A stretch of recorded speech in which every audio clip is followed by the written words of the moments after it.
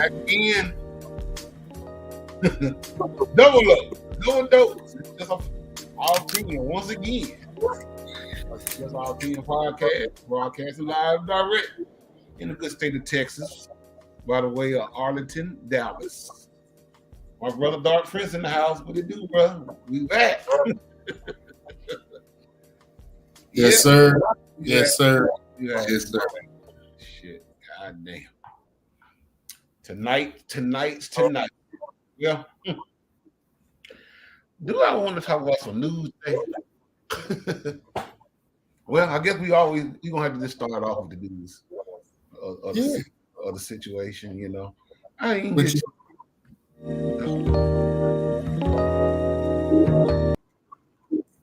That's right. We gotta play our new music.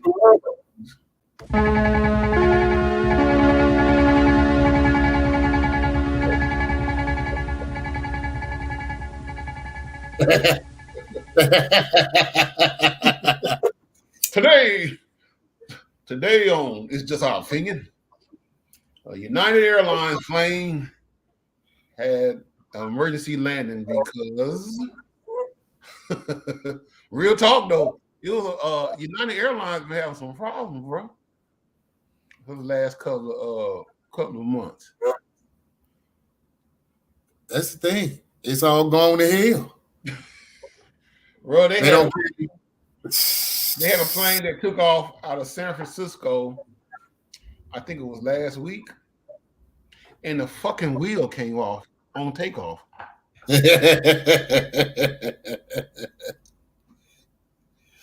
Oh, man. I don't think you heard me. I'm going to say it again. A plane that took off, matter of fact, let's pull up the doc. Let's pull up the receipt. See what's happening here.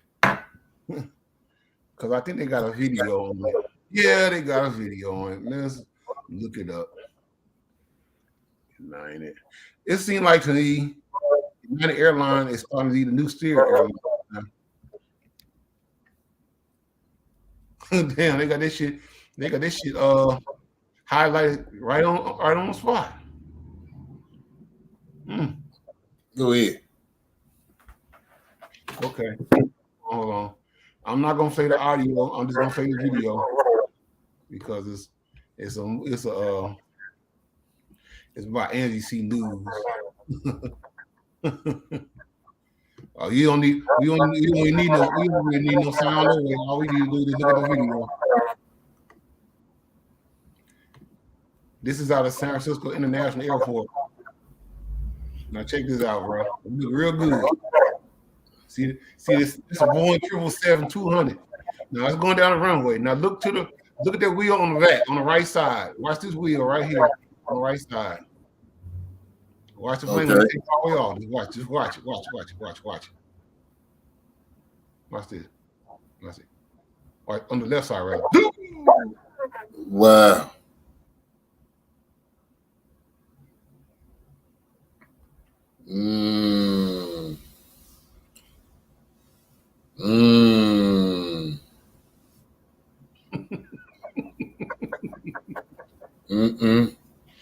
I mean, that just going to show about, you know what I'm saying, how they feel about, you know what I'm saying, this country right now. Because back in the 80s, I remember, you know what I'm saying, they were always, you know what I'm saying, pushing, you know what I'm saying, flying with America or Delta somewhere. They want you to go down to Acapulco. Game show was pushing places that you need to get to. You know what I'm saying? Aruba and places like that, they was always getting there, you know what I'm saying? They want you know what I'm saying? Folks was taking trips all the time. They didn't shut all that down because they don't want you taking trips. They showing you right now, you know what I'm saying? They ain't got no type of investment in the transportation system of this country because that's actually literally falling apart. So basically, if it goes up and blows up, there ain't nothing going to be done about it. Ain't nothing going to be said about it. Because if you continue to accept things like this and buy your next plane ticket when you just seen tires falling off the damn plane, then you okay with it? Dude, you know, this is like, you expect this from some kindergarten kids, some young. This is grown folks' world. this is a grown folks situation because I've never, and you know, like I said, well, you know, I love airplanes. You know, I love aviation. And one thing about when these planes, when they get ready to take off, excuse me, it's the pilot's procedure. It's his responsibility, which is the captain, the guy that he's responsible for the whole damn aircraft. Mm-hmm. He said his job is to get out the airplane and do a pre-trip, just like we do in the 18-wheeler. He got to check for leaks. He got to check for the tires. Make sure that the tread is good on there, because they got a certain amount of tread that they can only use for so long that if the tread gets down low, just like a car, they have to change their tire. That plane can't take off until they change their tire out, because the tire is already inflated to the full capacity. When that plane touches down, all that weight hits that tire, it's gonna blow up like a balloon. That's gonna cause an accident when it hit the runway. So it's got to have the proper treads on that plane's tire. I ain't got to worry about the tread on that one. Not to mention the wheels will be the lug nuts and stuff on the wheels will be intact. Well, we've seen a few safety violations with that, but it took on off. I wonder how the landing went. I'm very curious about that now. Oh, I can tell you about that. The plane took off from San Francisco, and when they found out that the plane had missed the wheel, the plane was already in air and it was en route to where the fuck it was going. But they ended up changing the plane's route to LAX. He ended up go and divert to LA International, where he landed safely and they took care of the route. Or they either loosen up some more tires on the other side. Ain't no telling around here. Then another United Airlines plane had to land because of something dealing with the wing or something. The wings. The wing. There's all kind of crazy shit going on with the United Airlines right now. It's the whole country. It's not good. Yeah. All right. Okay. I see my brother in here. Valero in the house. What's new, bro? ¿Qué pasa, homie? Yeah. So only thing I can say, they better get their shit together, because United Airlines will be like the other companies out here that end up going bankrupt. Man, tell me about it. But yeah, I already know. I mean, the plane taking off. Oh, and of course, the plane did do some. The wheel did do some damage. It damaged two vehicles. Because the wheel, when it landed, hit the ground, it was in full speed and heading toward the parking lot. Luckily, the cars was just sitting in the parking lot. Destroyed them. Man, I'm glad there wasn't no little toddlers out there running around. Somebody had that dog on a leash and it got hit. Old lady get hit on the cane. Stuff like that go down. You know what I'm saying? Ain't nobody looking up when they come out the house in the morning. No, this was at the airport. This wasn't in a residential area. But either way, I understand what you're saying. But this is like you know, like you had airport parking, parking lot. Mm-hmm. And a lot of times at different at these airports, you got airport parking on the front by the runway, or you got it parking behind the landing part of the runway. Mm. So they like putting they like putting those airports right beside the hoods. So yeah. Because I know Memphis Airport right there in Funky Town. And if anything blow up, go down over there. Yeah, LAX is right. And LAX is right in Inglewood. Yeah, they want to make sure if anything crashes, you know what I'm saying, hit them chocolate people. It'll crash there first. Right, I never really think about that. Atlanta Hartsfield Airport is right there in Bankhead. Yeah. You land on their heads. Don't come up there. Well, it's not actually in Bankhead. It's Decatur and College Park. That's okay. With the engine thrust on it, it'll better get over there within a couple of minutes. It'll be right where it need to be at. And then JFK is right over there in the Bronx, near the Bronx. Uh-huh. Wow. Wow. Damn, I ain't never thought that, bro. I ain't never thought that. And then, bro, O'Hare is on the west side of Chicago. and not to mention, bro, they got the other airport in Chicago, Midway, is on the south side, right? Yeah. Gonna get both of them, baby. The vice lords and the gangster.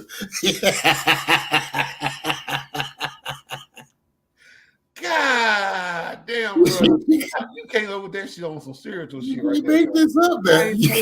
I ain't even noticed that. Damn, I gotta hit the horn.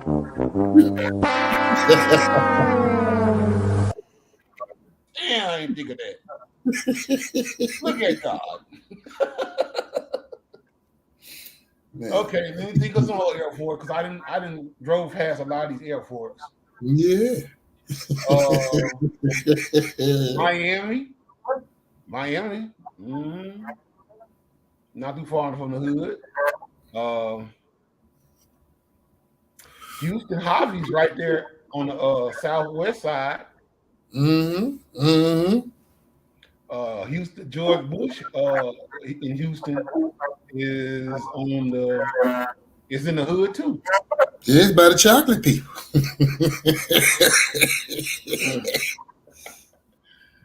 Damn. Wow. If any luggage or engine blow up or come off, it's gonna land on them.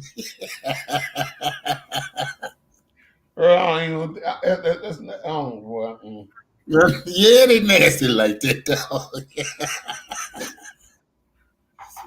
Because I'm sitting up there I'm trying my best not to think all these airports are in the hood like that. Don't call it on up, man. Seattle, Denver. Well, no, Denver. Now look. Valero just threw it up. Valero just threw it up right there. Burbank is all about a hood too. Oh, look at this. Look. Valero said, "Yeah, he ain't lying." Burbank. God dog. Cause see, Burbank Airport is sitting right. They used to be no Caucasians used to live over there. Now, just think about this, Pete. They got the airports flying over your head. I mean, the airplanes flying over here and chemtrail. They trying to kill you. They're not playing.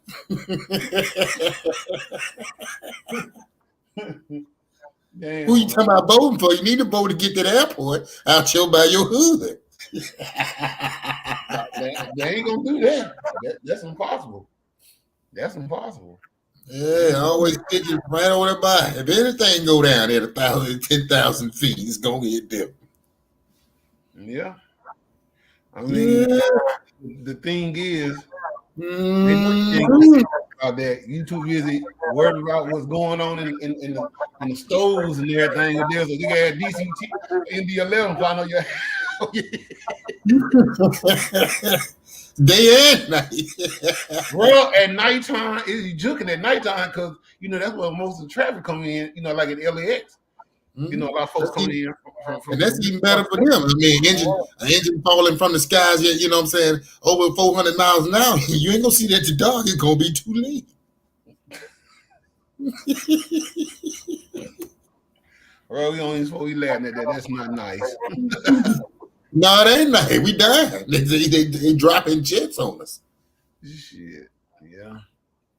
Well, Denver, sitting out in the middle of nowhere, so it's not nowhere nobody who is sitting out in the country. No, that's actually, you know what I'm saying, they got some type of apocalyptic, you know what I'm saying, satanic. It's doing his own thing. It's his own beacon. Got a blue demonic horse sitting outside. I mean, who want to ride that? Ain't no little kids or men want to jump on it. Well, let's get on to the topic tonight. Let's get on to the topic tonight. Get this dude here tweaking.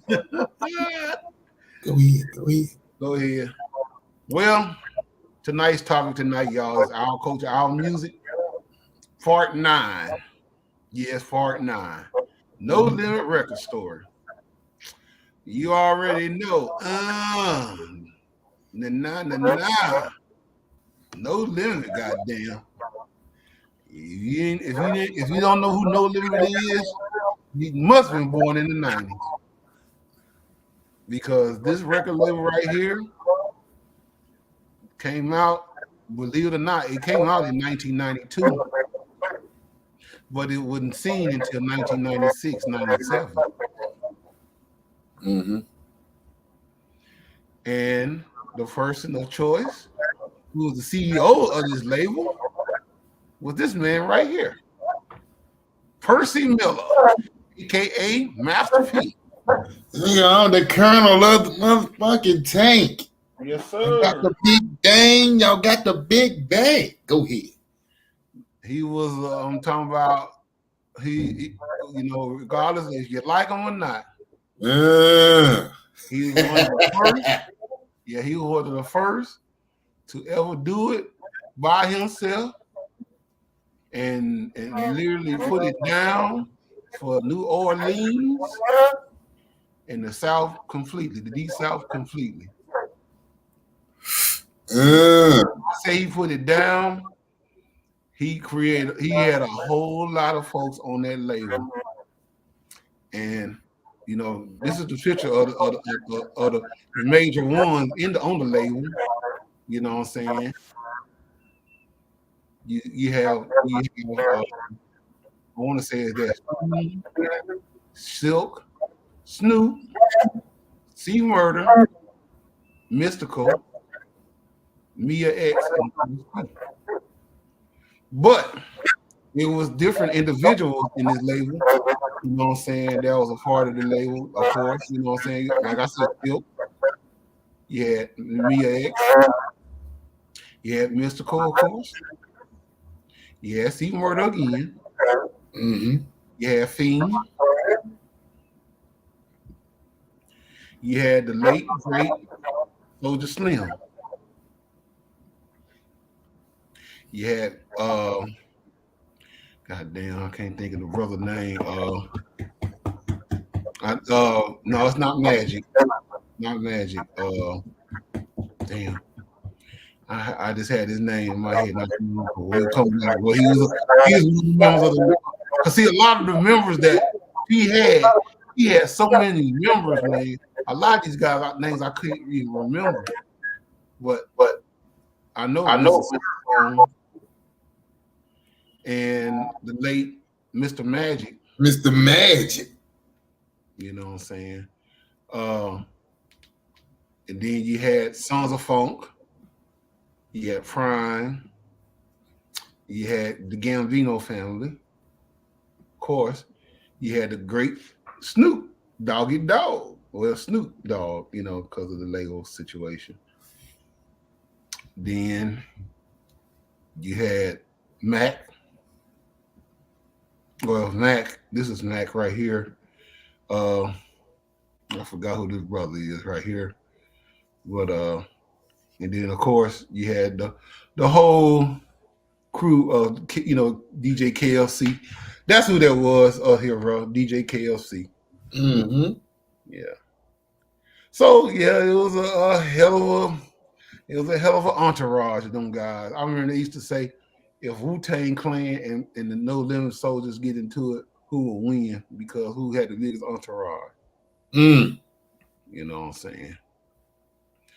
But yeah, I mean, that label came a long way because Master P literally came from, like I said earlier, he was from New Orleans. He put New Orleans, Louisiana on the map. And the thing was, ground rapper, and he didn't start No Limit in New Orleans. He actually started No Limit in Richmond, California, northern part of California, up there near San Francisco and Oakland. Been there a couple of times. It's pretty hood. It's pretty hood. Anything I can take all that up there is real hood. Richmond, Vallejo, um, let's see what else. East Oakland, shit. I can't and Fremont, Fairfield, all that shit is hood up there. But like I said, he started that label name in Cali, Northern Cal. And he had his own he had bought his own little studio and everything. He was recording underground tracks. Try to get some things going, trying to collaborate the West Coast with down south at the time. Well, West Coast motherfuckers wasn't really feeling down south. They was cool down south, but they wasn't feeling another coast coming in on the scene. It's just like New York, you know what I'm saying? You coming in on the scene, you ain't from where we from, we can't fuck with you like that. Man, the South got something to say. I just had to put it in there. Yeah. That's what Andre said on the Source Award thing back here. But yeah, but he was a business head. He learned the business by watching other labels do that thing, you know what I'm saying? And he took ease at it and said, you know what, I'm gonna go into it in a different perspective, in a different direction. So, he said, I'm just gonna build up on his name, No Limit, and I'm just gonna record some songs and get some different artists to join the label. And I'm just gonna, record them and send them out the trunk of my car. And he was selling, doing all, promoting the hell out of his shit. And that's all. It's not an easy task, bro. That's very hard to do. Because you're going to different hoods and a lot of places you're going in, you don't know these folks, they don't know you, and ain't nothing telling what can happen. That's why he said he had to stay strapped because he didn't know who he was going to be up against. But through it all, he had like 2 albums he came out. I know the second album I think was they trying to kill me in 99 Ways to Die. Mm-hmm. Those were underground greats. Those weren't even on the distribution. That was just straight No Limit, completely independent. Mm-hmm. And then everybody don't know about shit like that because you had to really go into the archives of No Limit to really find, to Master P's No Limit concept, know who he was before the No Limit that we see that's worldwide now. Because when I first heard of him was the spring of 1996. What was that? My cousin Brandon, God rest his dead, he was a truck driver. He let me ride in his 1989 Mark 8 Lincoln Continental. Mm-hmm. I was, me, Manuel, and much love to Fontes if he out here listening. We was riding around, and he had this, and he showed me this, because he had this cassette tape in the car, and he said, "Cuz, you ever heard of him before?" I said, "Who is that?" He said, "His name is Master P." And I said, "No, I ain't never heard of him." So as I was riding around, I said, "Well," he said, "Why don't you just listen to it and you probably like it?" I said, "Okay." So I popped the tape in, and it was this song right here.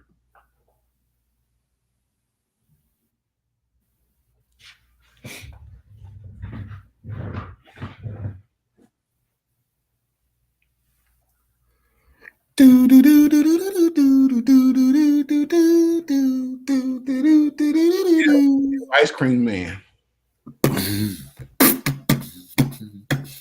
which was a sample of Dr. Dre and the World Class Wrecking Crews before we turn off the lights. That was their sample. And Master P sampled that song, made up and brought it back to life with his version called the Ice Cream. Yeah. Mm-hmm. Which featured Mia X singing that hook. Mm-hmm. Now, when I heard that song, I started to like it because it was smooth, and I knew I heard it somewhere. I just couldn't really let it register in my brain where that song came from, but I knew I heard that music somewhere, and I didn't realize that was a West Coast sound. So when Master P came out with that song, he was still independent. And then I guess he got with a boy, I forgot his name, the white dude that's the president of Priority Records. The same guy Ice Cube was doing business with. He liked the song too. And he liked it how P was doing business. And P basically broke it down to him like, there's no limit. My label is no limit. This was my record label. I just need the DC part to push the songs out there, push the albums out there. And I want this percentage here and blah, blah, blah. He was just basically talking business savvy talk. And when he did that, you already know. P blew up. Because at the same time, while he was pushing his album, he was pushing his brothers and them album, TRU album, Valley. Mm-hmm. That became a household chant back in the days, you know what I'm saying? I'm Valley, you know what I'm saying? And those songs blew up down south, the Midwest, Northeast, and of course the West Coast. Now, through all of that, P seen how he started generating a lot of money when he signed on with Priority Records. To the point where he said, you know what? Now I'm getting this money. Now I'm finna go out and start recruiting more artists. And that's when he started getting guys like, Fiend, Soulja Slim, Mystical, because Mystical wasn't really no limit. Mystical was Wu Camp Click. But in order to help generate his, like how we do it now, the likes and views, they had to bring somebody over that was already in the game. And Mystical was the man at the time. Because Mystical had already had his album, The Mind of Mystical, and that album there was like platinum or a gold one, I think. You know what I'm saying? And feel like excuse me, boss, you have a text message. We need you on the team. So they ended up bringing Mystical on over. And I remember when Mystical album came out, that was a game changer. Unpredictable album. Oh man, that shit, they'll hit it like lightning. Yeah, that was a game changer. They had found to me, Mystical was they star player though, bro. That's in my opinion. He's they star player. And the thing that I liked about Mystical was that he had his own style. He wasn't copying nobody. He wasn't trying to be like nobody. He was just being mystical. Mm-hmm. Not to mention he's an old warhead, you know what I'm saying? He was in the military. I think he was in the United States Army. Mm-hmm. And he was like in the weapons specialist tactics unit or some shit like that, where he was in charge of weaponry. Out there boot camp click. Yeah, he knew how to fuck with them guns and shit. That's why he everything he was talking about in his album, he was telling you what he was doing in the military. And he even talked about in the way and so it really worked it like a charm with Master P, because Master P was already talking about that soldiered up stuff, because that's why he made Low End with the tank on there. It was like, we some soldiers, you know what I'm saying? That's the crazy thing is, because on deeper, research, I found out that Pete, borrowed that from Soulja Slim, because he was always wearing camouflage, fatigues all the time. And he was always saying about that soldier life, So, but then again, I can't say it's a bite because it's a New Orleans thing. So that's a culture. It's just like, like out west, it used to be a time frame where, when I hear the brothers talking from the B's and C's side, some didn't use the other leg, but then, I was watching Rep Yo Set. If y'all haven't seen that about the California Dr. Clean Between, but they made another album, but on Rep Yo Set, I heard some Bloods, talking about, being interviewed like, yeah, it can be cracking any time from you, I'm like, they can do that. I mean, it's a respected thing, and you can get respect, and also it's a West Coast culture, so they can interchange it like that. Ain't no law being broken. I don't see, you know what I'm saying, from this standpoint. So yeah, you know, it's all about the culture, you know what I'm saying, and where you at, you know what I'm saying, and folks capitalize on it. You know what I mean? When it's a speaking point or where it's, you know what I'm saying, it's a cultural standpoint. It stands out saying this is us. So yeah.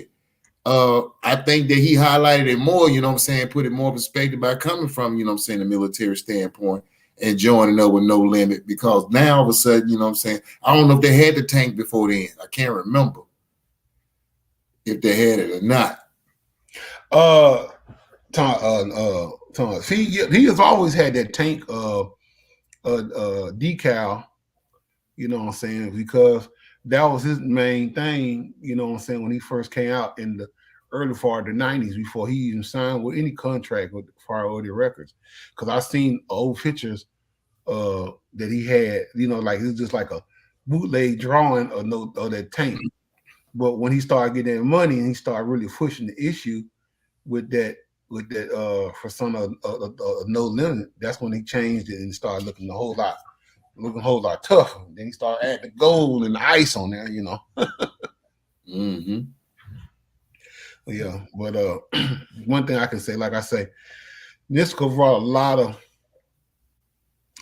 leverage to No Limit, because, like I said, he had his own style, and it was like no other. Nobody couldn't touch him, you know. And that's probably why he had a lot of enemies, because he had a lot of motherfuckers that didn't like him. Especially a lot of guys over there at Cash Money, they couldn't stand him, because it was something that went down between him and UNLV. You know, oh, I forgot about that. We had I mean, is Cash Money on the radar? What's your take on? I know. I guess we'll try to do them after this. You know what I'm saying? Because I forgot about Cash Money. I ain't gonna lie. And I gotta look in on Cold Chillin' records too, because I think Cold Chillin' is black owned too. Yeah. You know what I'm saying? You got Cold Chillin', you got Rap a Lot, and you got to do the Sugar Hill records too. Yeah. So we still got like 3 or 4 labels to do. Yeah. You know what I'm saying? Yeah. Because I think we got to do Timbaland. You know, he had a little thing. You know, he had his own little thing too. So yeah, it just goes to show you, bro. We was on the scene for a good while, and then we just let it go. It was taken. I had to say that it was taken. Some things were taken, other things was erased and thrown away. You think that's what happened, bro? Man, you already know how these Muppets get down on this planet. They can't create it. We can, so they got to control it. Yeah. That kind of reminded me when I was looking at that old clip with Honorable Minister Farrakhan and Arsenio Hall, and how folks were saying that Arsenio should have never brought Farrakhan on there, because other than that he would have still had a TV show. And I said, and I was just like this here. The lie. Because the thing was that the minister that had nothing to do with Arsenio losing his show. Arsenio was gonna lose his show any damn way, because they didn't like how Arsenio was moving with those numbers. Being a black man, having a whole lot of TV publicity, a whole lot of TV clout. Everybody loved watching it, because he was beating the hell out of. They said he was beating the hell out of Oprah Winfrey, but they wouldn't put it out there though. I ain't gonna put that out there, because he had folks on his show that Oprah and them wouldn't even bring on her show. I mean, because like I say, the late show with Jay Leno and David Letterman. I mean, Letterman was still holding his own little cutting out, because, you know what I'm saying, I mean, he's been a staple for, you know what I'm saying, some decades, so he was doing all right. But everybody else, I mean, they were just starting to come up, like Oprah, Donahue and who the man, them folks wasn't standing a chance. They would get mollywopped. Mm-hmm. Only reason why Donahue was getting the nose is because they wanted to see what kind of activists he was gonna have on this show. But that's the thing about Donahue, Geraldo, Jerry Springer. These folks, you know what I'm saying, it wasn't no talk show. They were just reactionary, you know what I'm saying? They was cause and effect show. They'll bring some on to cause and effect. That's all I saw. Yeah. Maury, he another one. They don't talk about nothing. They just got called. Matter of fact, yeah, let's just put that out there. Maybe the people will just sleep to it. These shows are just cause and effect shows. They ain't talking about nothing irrelevant. It's gonna either be something about, you know what I'm saying, find out who baby mama was or who baby daddy was, or they bust the wonders on the car because they found some chewing gum that wasn't theirs and there was some other female smith. Crazy stuff like that. Yeah. Meanwhile, like we just said earlier, we got airports that's right beside your right next door to you. They could be landing on your head any minute. Your water has been contaminated. Your food has been tampered with. In the news, matter of fact, let me just throw this in because we was talking about it earlier, me and bro. They was in China, people. Now, in China, to clean out the sludge that's in their sewage systems, you heard me right, they found that the number 2 droppings that's in the sludge has produced a protein. They have extracted the protein from the sludge in the sewage, people, and have made, check this out, steaks. Yeah. So nasty. This is what they have degraded the people down to, that we'll feed you actual shit. Because this is how they feel about you. You for real? Yes. So Sad. that's what we got going, but not to break away, but back into it. But yeah. Well, one thing for certain, 2 things for real. You just gotta humble yourself and be prepared for whatever's gonna go down. It's going down. You know what I'm saying? You for real? Yes! This is bullshit. Let's get this shit over with. Let's see how real this shit is you got. Ah, the shit. Yep. Yeah. Trying to tell you. It's about to go down. But anyway, I mean, Real, what did you get out of the whole concept of the No Limit records, persona? I think it was a good push because right after the Source Awards, when things was, as I will say, well, once the media got things stirred up, because after that, that makes things even harder, for a new musical craft that we have going on. And right now it's already being bickered over. Mm-hmm. And so being, the new dog in the fight, if you will, is like, right now there's like, now we got a fight going on. We ain't trying to hear what you got to say. Matter of fact, we know y'all ain't got nothing to say. That was the temperament of it, if we being real and honest. So that made us feel a certain type of way about it. So when Drace 3000 said what he said about the South having something to say, I like, perfect. That's what needs to be said about that. Fast forward, South started to build a little momentum. Lil Jon kicks things off. Seems like the floodgates opens after that. Because everybody is starting to blow up. All right. And the train's starting to move. So No Limit comes out. And like, this is what we need. Because we needed the same theme that was put out there, that we got something to say. We have to have some type of material to back that up now. Mm-hmm. Yeah. So that's what had to happen. Yeah, because see, the thing is, like I say, we were just coming out of the sadness of hip hop, because Tupac died in 96. Then Biggie turned around and died in 97. So Master P was in between lines of this whole situation at the time, to where he was like, you know what, I need to really do something different because two mega stars, Pac and Biggie, is dead. So I got to come in on a different perspective.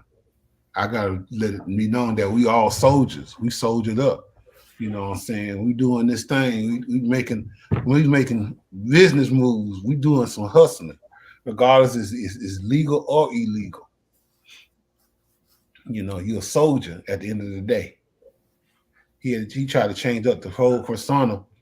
You know, even though he was from down south, and it was something different because of the accent and the music that was being put down.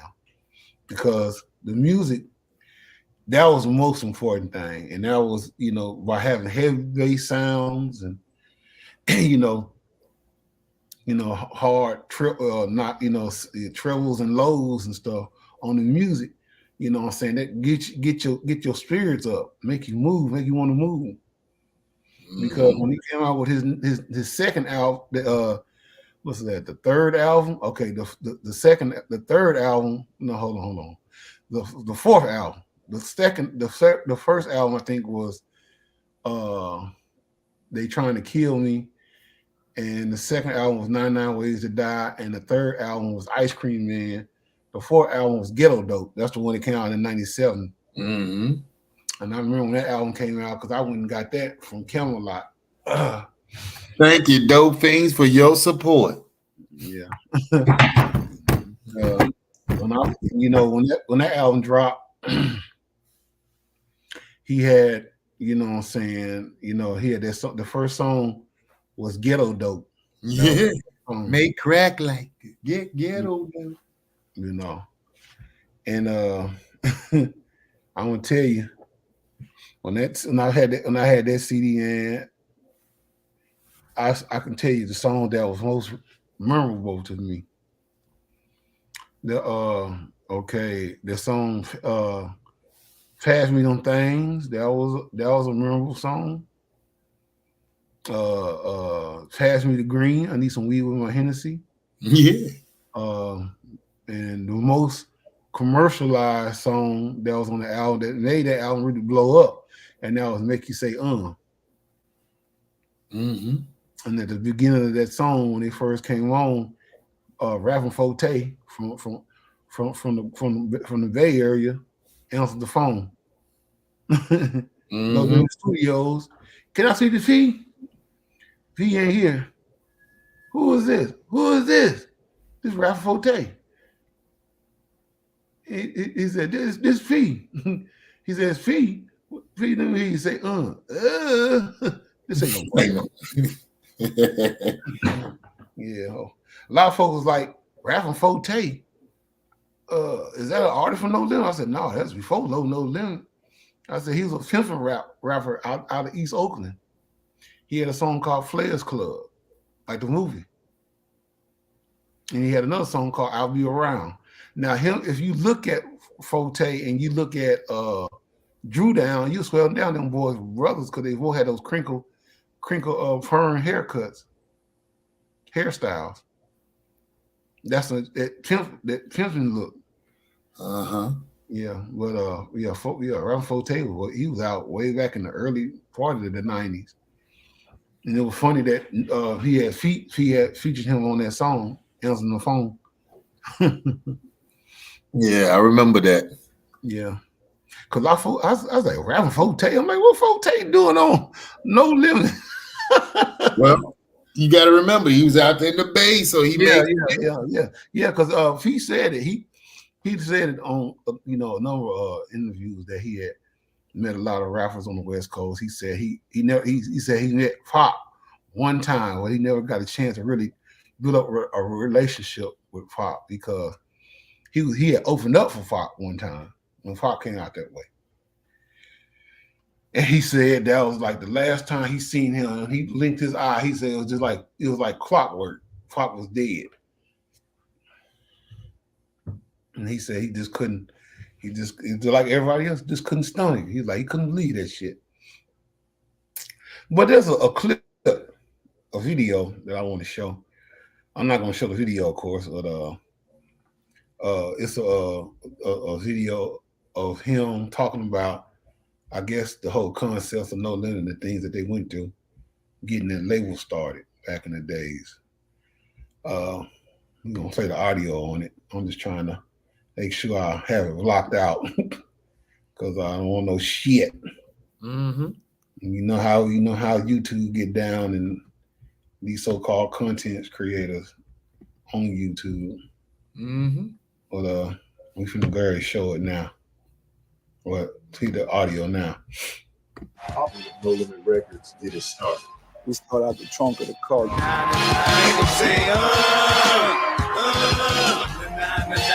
Greatest team ever. Silk the Shocker, C-Murder. Kept on adding ingredients. Neil X, Mr. Servo, stirring it up. King, Mac, Soldier Shrimp. How that tastes. This is real gumbo right here. You want to get mystical? One of the greatest free agent moves in hip hop. And then here comes Snoop. That was so big. Problem is, he was signed. We should. Well, he's got guns. We've got guns. Who cares? He used to be a CEO. Now he's just an inmate. No limit for life, baby. No limit soldier. I try to tell you. No limit soldier. Machine rolling. No limit soldier. 23 albums, 16 gold or platinum. Starting to make hundreds of millions. We were building the Southern Motown. We got a shopping center, real estate business. What's up, y'all? We Master Pen. Welcome to my crib. Sports business, They're going to do some really big things here, and I want to be a part of that. I'm one of the tank. film. Let's suit it up. Master P in the lineup. What do you want to play basketball for all this money we making? You got to realize everything has its climax. Shit got weird. There was clashing of egos. And he lost beats by the pound. Yeah. Everybody left. Love was gone. Crowd came over. Cain and Abel indicted for cocaine, Mac indicted for second-degree murder. See, murder wanted for attempted murder. Nothing could stop us but us. All self-destruction. But wait till the smoke clear. I'm gonna be good.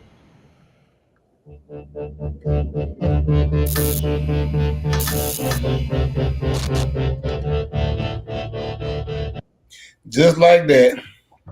You have it good 1 minute, next minute, shit goes to the toilet. Yeah.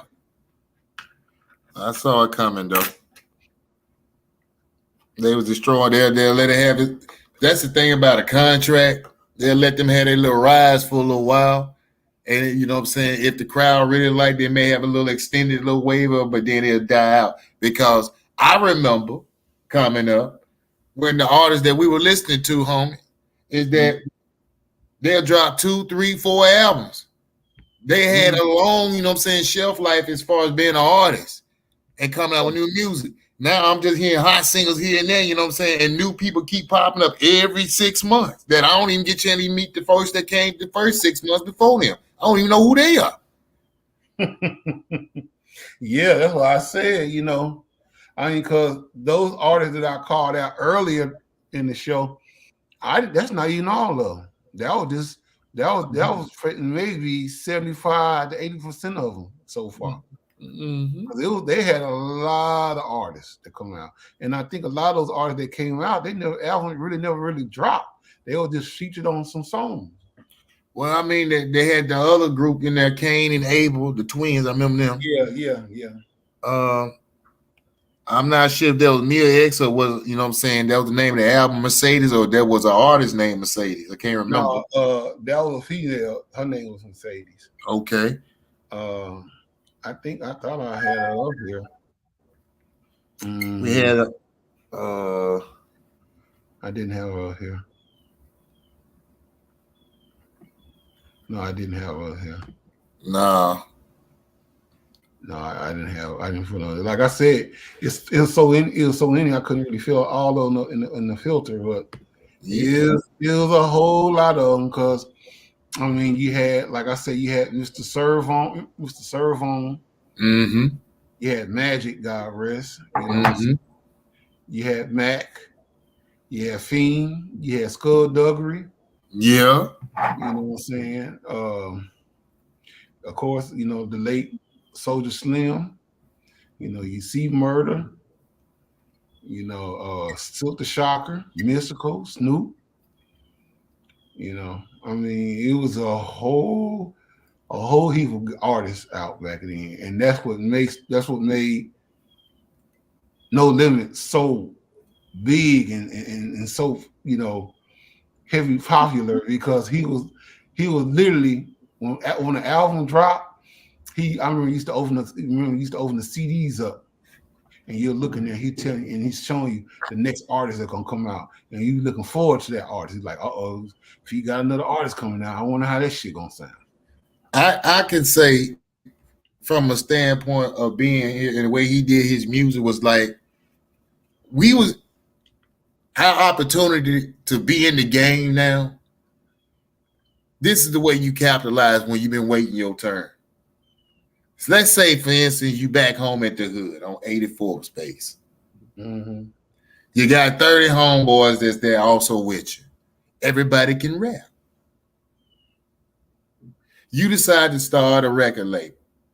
You get that record label up. Now the hardest that's from the set, you're like, okay, you're gonna be, you know what I'm saying, the number one person, you know what I'm saying, you're gonna be the face, gonna step on out. You got the first album drop. So when the first album, guess what? The other 29 are now, number 29 is now being promoted on number one's album on the back. Showing about what's coming up next. Number 29 has number 28. You see how that works? He put everybody on and dropped everybody. He didn't hold nobody's album back because somebody else hot right now. He didn't do that. Mm-hmm. He said, if you next, you next. Let's go and get your name out there. You next, get your name out there. Because from a business standpoint, people, when you own a record label, if everybody blows and everybody's hot, you get residuals from everybody. So why would you hold? Mm-hmm. This is what he did for the South, showing how we do business, how we do music, how we do our culture. Damn, so did. Cause like I said, I used to always, that was just like a treat to me back in the days when he said, you know, when he had the album, you open up a CD cover and you look at all these different artists that he said that's gonna come out. And then if he dropped like when he dropped the Ghetto Dope CD, and you open the CD cover, he had his album like The Last Don is coming out such and such in 1999. He was like, oh shit, for real? Like, oh man, I can't wait to hear that. Mm-hmm. And then sometimes I'll say, like, for example, he'll say the album might drop in 1998, but it sometimes had to get pushed back because he's working too hard and he, you know, doing too many numbers, so kind of got to slow it down a little bit. Because he was, when you're hungry, though, why it went that way. Hell yeah. And so, you know, then when he brought the Last Don album out, it did pretty good. Well, it didn't do good as the Ghetto D and Ice Cream Man. No, but it had one of my favorite track off that album. The whole album was, you know, Hot Boys and Hot Girls. I did like that one. Yeah. What you gonna do? He had that song Thug Girl. That was my shit there. I liked that with him and y'all. Yeah. I'm looking for a Thug Girl. We'll talk later. That shit there was crazy. Yeah, it was. Mm-hmm. But yeah, No Limit. It made a nice little impact, you know what I'm saying, and pushed us out there front further as far as South. And we'll definitely appreciate the effort that was put into it because we were definitely backing behind it. Yeah. I ain't gonna lie though, bro. That label is always gonna be a memorable source in our culture, for real, for real. Let's see. No Limit Records. The seed money for the record store was $10,000. It actually came from an interesting place. A malpractice suit that his family won from his grandfather's passing. Me and Percy started that record store. It's like a raggedy building. You know, we had to reconstruct it. I took $10,000, put it into the business, finally made a profit, like 2 to 3 grand, maybe 3 to 4 months, was all washed away. So me, Romeo, and his mom lived in the back of the store. Sharing clothes, trying to figure out food every day. The most horrible, mold-infested building you ever want to see. I gotta figure something out. Like, I could be right back on the street. 1989, Master P and his wife Sonia and their son Romeo were all living in the back of the record store. It was rough. It was a struggle. And it was hard on me because I had Romeo. But you have to do what you have to do if you want to get to the top. Yeah. Realized if I make this business work, my whole life was gonna change. He looked around the area where he was living and noticed nobody was selling gangster rap. And like a good entrepreneur, he filled that void. 1990 was a pretty landmark year for hip hop. Chilling out with NWA and Compton. What's up, y'all? After NWA came out, you had all these gangster rappers coming out of the woodwork.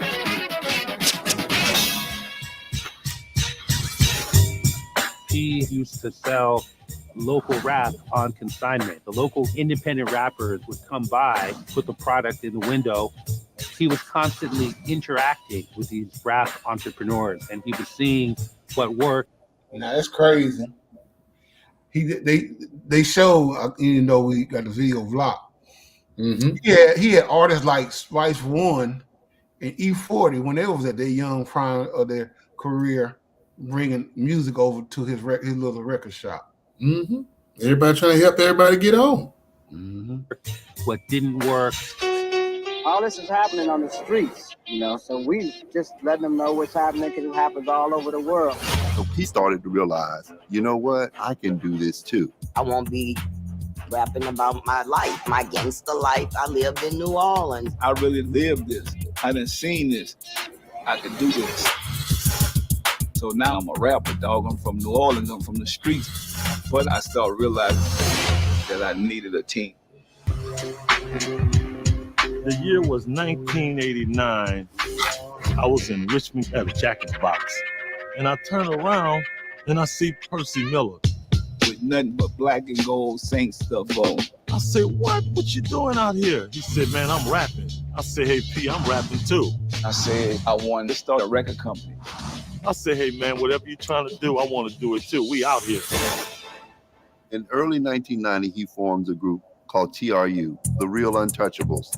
TRU was my brother, King George, and then there was a bunch of guys from the neighborhood. I had to name myself. I could have been Killer P, Dope Man P, whatever. I'm like, no, I gotta think bigger. Whatever I do, I'm a master. So I just say, man, it's gonna be Master P. A couple weeks later, he said, look what I got made. It was a MasterCard with Master P in there. So now I need to create a logo. So I started thinking about my grandfather. He always told me, say, man, you know, you start your own on it. So that's where the No Limit Tank comes from. I was ready. Now, that I will show, and for the folks out there to let y'all see how, that's why I'll tell you it was original Tank. This is the Tank right here. See right there? Yeah, I remember that one. Mm-hmm. All right. Ready to go to work after that. I started looking for a studio to go to. P hooked up with a guy named K. Lou. K. Lou's like a super producer in the Bay, known for making some platinum records. E40 was recording with him and a number of others.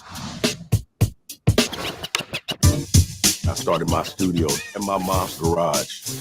First day I met P, came in there, and as soon as he opened his mouth, I said, wait a minute. He had this country accent, and he wanted to use the studio. He didn't have any money, so So he said, I'll do whatever, man. So my mom needed her house painted, right? So P said, I could do it. You paint my mom's house, I'll give you some studio time.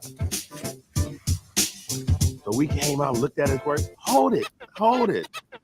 Put that paintbrush down, boy. I mean, he had that house tore up.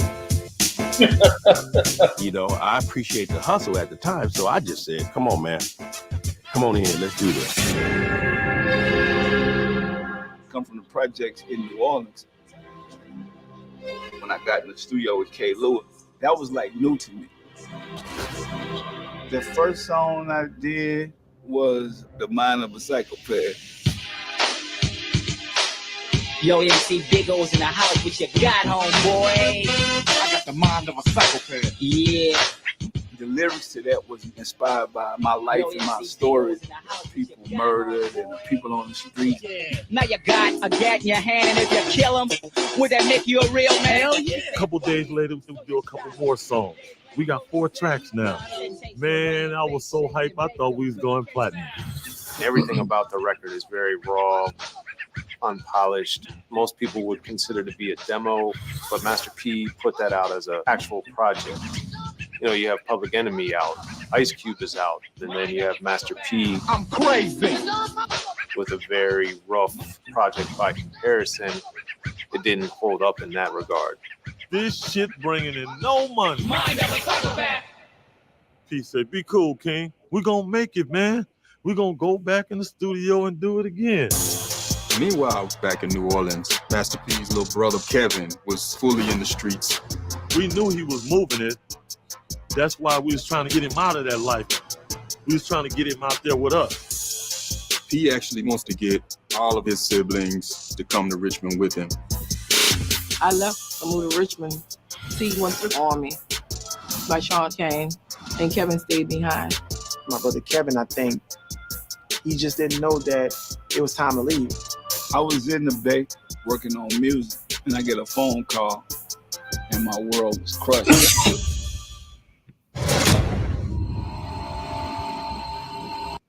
Well, you know about that, right? Mm-hmm. September 26, 1990, authorities found Kevin Miller's body right off the interstate I-10. They said that he had been driving with 2 other men who were in the car. They'd gotten into some sort of argument. Ultimately, he was shot several times in the back and in the head. They dumped his body on the side of the road. Like, how do you do that to him? I couldn't believe that my brother was dead.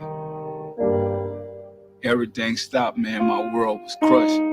It just ripped something out my heart, man. He was hurt, and he cried. I had to hold him still, like, you know, I had to keep him near because I can't feel what he was feeling, but I could see that it was nothing nice. I drove all the way back home non-stop. That was the fastest I ever got back to New Orleans. Porter was in the Army, and he couldn't get relief to come, so he went AWOL. He left, and I don't know how he got there, but he came. When I got home, I go in the funeral. I see my brother Kevin. Like, how could I get through that? When my son got killed, that really tore us up. P and Kevin were real tight. That was another sad day for us. We was devastated. He was supposed to be on his way to California with Pete so he could be part of the No Limit family. Wow. And it's not fair. My dad and his brothers talked about Uncle Kevin every day. They all tatted him on their arm, and they never let his name die. He's here with us in spirit. When Kevin got killed, P had enough sense to say, you know what, I have to come up with a game plan. And so he came up with a game plan to save everybody. I gotta save you, Bashan. I gotta save UC. I gotta save Romeo. After losing Kevin, he couldn't trust no one. And that's why he wanted to turn Corey and Vashon into rappers. I wanted to give my brothers something positive to do. something bigger than the streets. I want them to be a part of TRU. Now that I think about it, C Murder and Silk was a part of TRU. Now that I think about it, when I look at that video about it, I remember seeing C Murder on that video and Silk on that video when they was in the what's the name, Calio Projects with the way teaser. Yeah, that's crazy, bro. Damn. I wasn't looking to become a rapper per se, but I definitely didn't want to be in the streets. Percy got Corey, and Vashon started brainstorming names. My rap name come from, they used to call P Big Silk, and then they used to call me Lil Silk. Silk name was like Silk. Silk the Shocker. I'm gonna shock the world. Silk was like 16 at the time, but I started putting him on hooks to kind of like ease him into the business. What's up with that? Master P, don't take no bullshit. What's up with that? Yeah, we out there chilling in K-Lou's studio. C came up with C Murder. C Murder actually got his name from serving in the Gulf War. He was a medic corpsman. And a medical corpsman sees a lot of blood and guts and people die. Now, that's another thing that I kind of admire. I pretty much admire, even though I don't,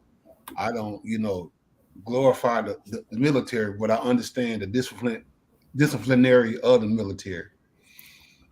And one thing about it is to stand up on 2 feet like a man supposed to, hold your own, and in all types of other disciplinary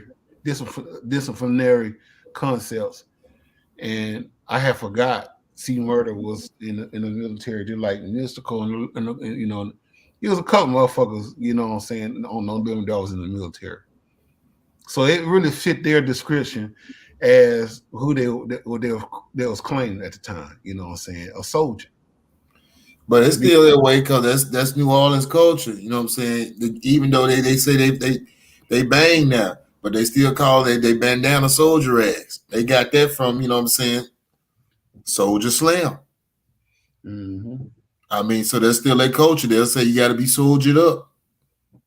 So, with everybody and some folks going, it permeates it down that way. If you deal with certain things and you talk about it, eventually you're going to have a certain percentage of people saying, let me go find out about it. And then bring that realism back, this is what I found out. And then the match is pretty up, it's like, well, we already on that. We up 24/7. We on high alert. We all armed to the T. We lose people. We celebrate. We do it all over again. Exactly. All right. I was arguing with him, dog. Don't name yourself that. It's like, man, I named myself what I want. And from the first song that C made, he was just raw. A fool thought he robbed me, thought he got away clean. Till he turned around, I put some hoes in his jeans. Then he lost his balance and fell straight to his knees. Threw his hands in the air and started begging me, please. Master P, at this point, he realizes he needs Bay Area artists to enhance his company's roster. He hooked up with Big Ed, Cali G, and that's another artist that I didn't call out, Big Ed. He was part of it. Yep. Another rapper by the name of Chili Power. I'm going big time. I got a version to say with 50 G's and O. Master P was putting out projects independently. They were very rough around the edges sonically, artwork-wise, packaging-wise, but he was relentless. Keep it real, Master P, we thought that was some garbage music. Like, what is this bullshit? California. It wasn't even a real buzz in the street. You literally can find those albums on the ground. You gonna kick it like a bear can. He was knowing that game, but there was a bigger plan, a bigger picture to the whole thing. No Limit was a work in progress, and a lot of people didn't believe. But we knew what the outcome was going to be if we kept going. At least I knew. Peter crossed over. I'm going big time. One night, Master P and True, they were to perform at a nightclub in Oakland. If you're from Oakland, you can't go to Richmond. If you're from Richmond, you shouldn't go to Oakland. So they were in a situation. That's that Cali life for you right there. And just like when you're down in Southern Cal, if you ain't from Compton, don't come to South Central. If you ain't from South Central, don't come to Compton. If you're from South Central, don't come to Compton. Or Inglewood or anywhere, you know, because it was gang culture.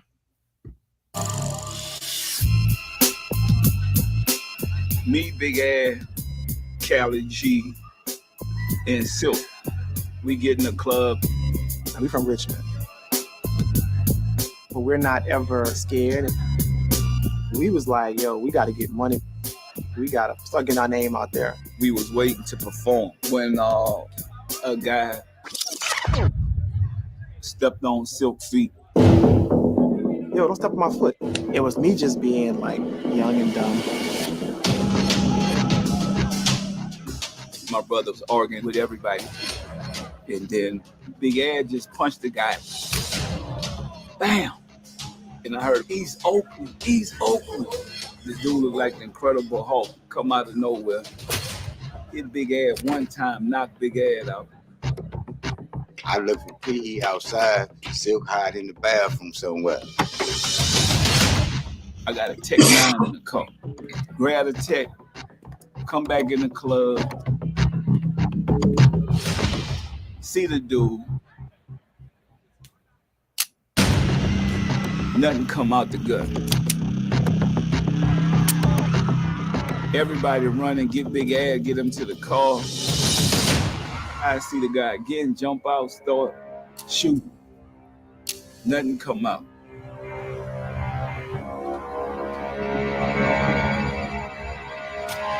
Get by Emeryville Bridge, under the bridge.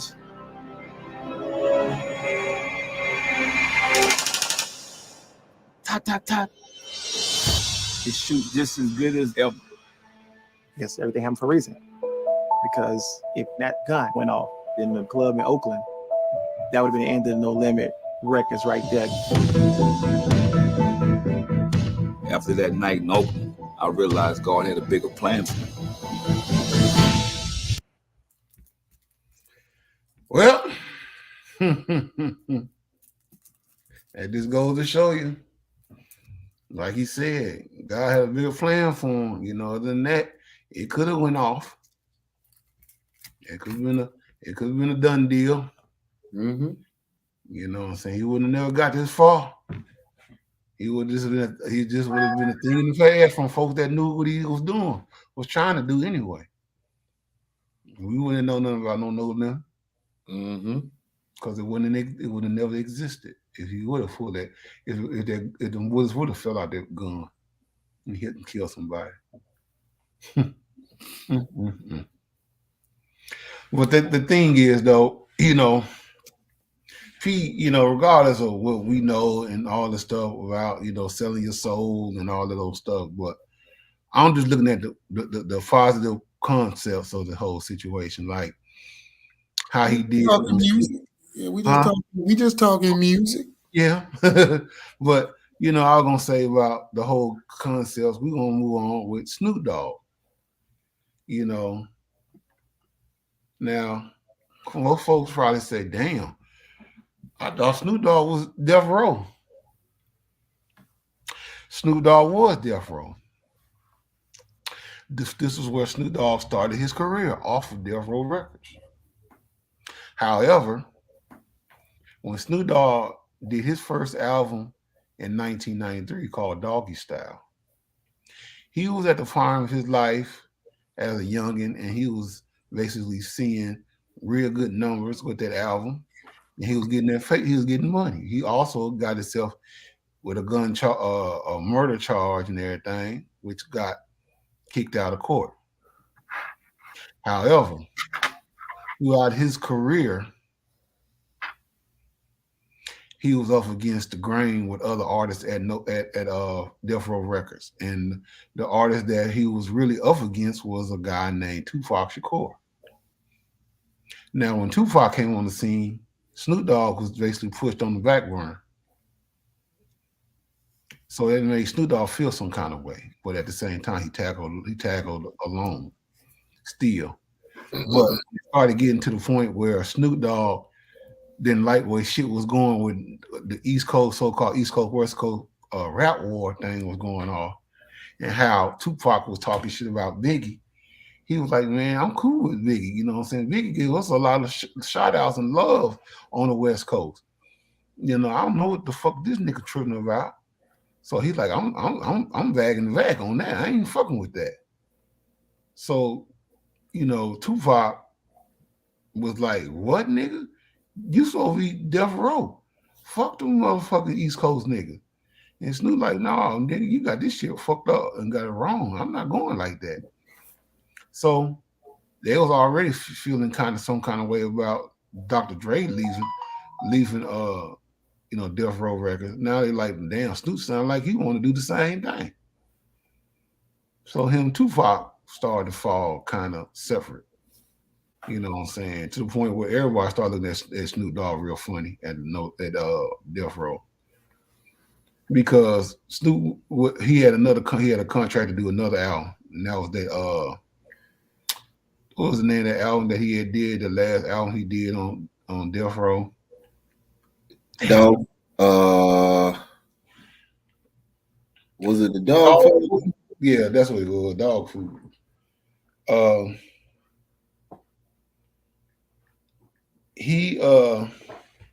That album didn't do no numbers. It didn't do really good numbers. I think it barely got gold, I think, if it didn't.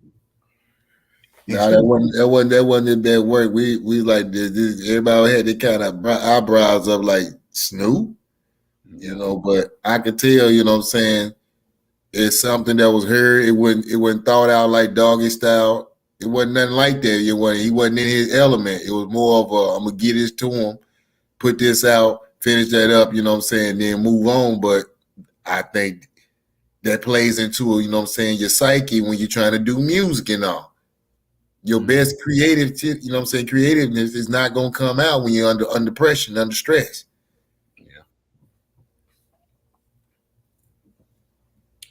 And even with that, bro, Snoop felt like he was being, you know, traded, and they was turning back on him. And even to the point where he said they got on the plane, they were flying back to California from New York. And he was like, you know, that he was hearing commotions, and they was like, you know, saying a little funny shit. And Snoop said he had to literally take a shank with him, like a knife or something, to sleep with while he was on that. They was on that private jet, because he said he didn't know what those niggas probably had on their mind to do to him. He said the shit really got real fucked up. And then, you know, he was like, you know, when I get out to California, I'm just done with all these motherfuckers. And so Suge Knight got locked up because he got, you know, he had them listening charges thrown up against him. And Death Row just started falling because Dre had left. Tupac got murked.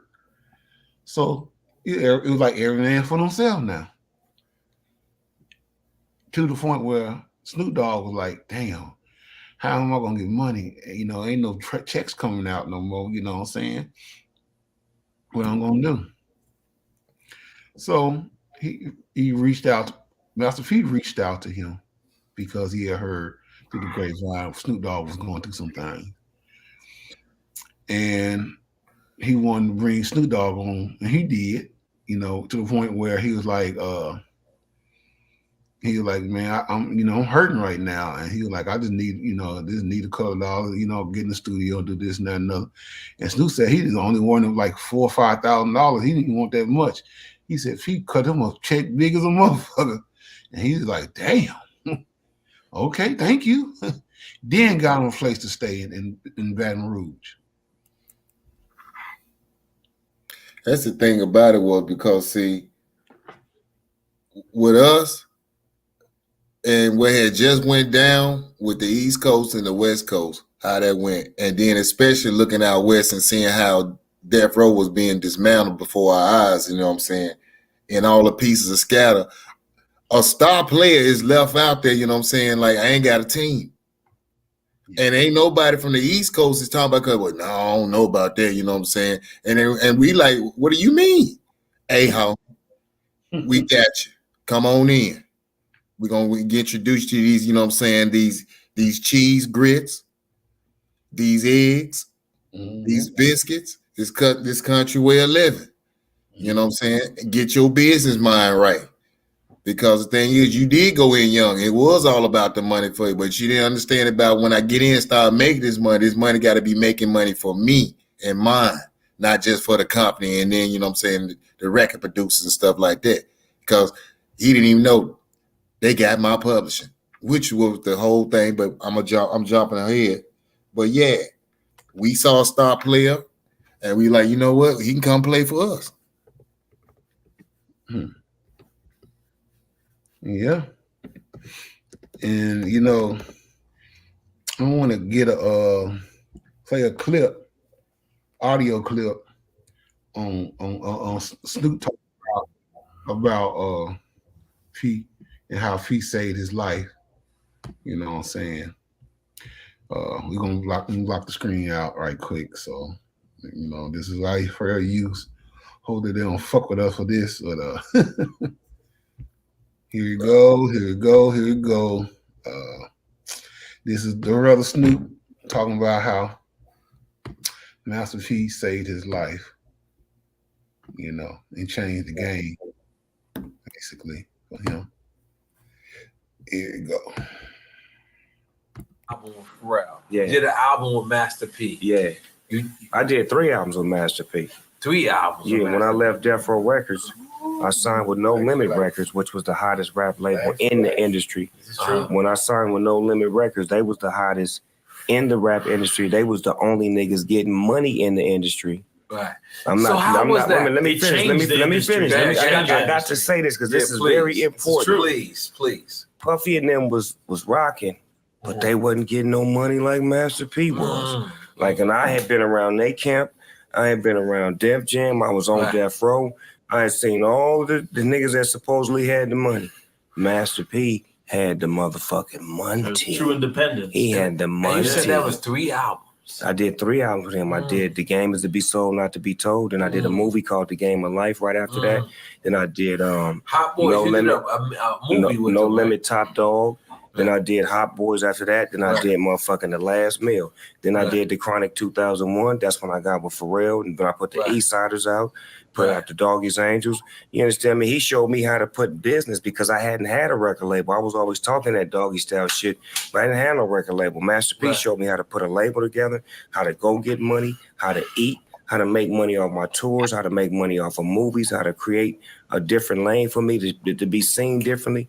He brought money to the industry because I'm telling you the truth, niggas wasn't having no And money. it seemed like he didn't try to hold you in the camp. He was like, yo, go do your thing. He taught niggas how to get it, man. Cause see, rappers wasn't getting money, man. This is what I'm trying to tell y'all. Niggas was getting gold chains and you get a big ass production deal, or they spend all this money on your album and marketing, but niggas wasn't getting no way out ass money. Niggas on No Limit had money. Everybody on No Limit had a house, a car, 2 guns, and a bank account. Let's make some noise for that. And then after that, so you said 3 albums. 3 albums. From 3 projects. I went from Doggy Style, Murder Was the Case, Dog Pound, Dog Father, Above the Rim, Out of There, No Limit, Game Is to Be Sold, Not to Be Told, No Limit, Top Dog, and Last. That was the album, bro. Yeah. Wrong. It wasn't Dog Food. It was The Godfather. The Dog Father. Dog Father. No, that's what I said. Okay. Because I remember Dog Food was off of Dog Pound. That was their album. Yeah. Bought out the contract. Or Master you was P, done. Master P went to go visit Suge and he Knight bought in him the out. penitentiary and struck a deal because everybody else was scared of that nigga. Right. Everybody, that's when Suge Knight was the monster, the boogeyman. Right. That's when he was the boogeyman. So P went? Pete went to go see him, Struck a deal, paid him, paid me, got my publishing back, gave me 3 albums. I did my 3 albums, then allowed me to do the Eastsider deal while I was in the process of doing my last album. Didn't get no money. Eastsider was the TVT deal? Yes, didn't take no money from it, didn't take no imprint from it. Eastsiders went and sold 1 million records, and my record label was off and popping. That's love. Straight like that. Straight like this. Southern hospitality. That's the reason why nobody can't tell me jack shit about the South. Because, like I said, I've seen it hands-on myself with my life. Because the thing is, when I moved from California to Hollandale, Mississippi, I had no clue about the South. Only thing I knew was what my mom taught me. And that was very little because I was South Central, man. My mom would have told me about all this shit. Now I'm a grown man. I don't listen, but a young man, I'm trying to hear that shit. If it ain't around 84 in McKinley or South Central, Inglewood, Wisconsin, whatever, something that was dealing on a hip hop side of the game, or gang banging, or anything that I'm used to seeing and being around in my life, I wasn't trying to hear it. Keep going.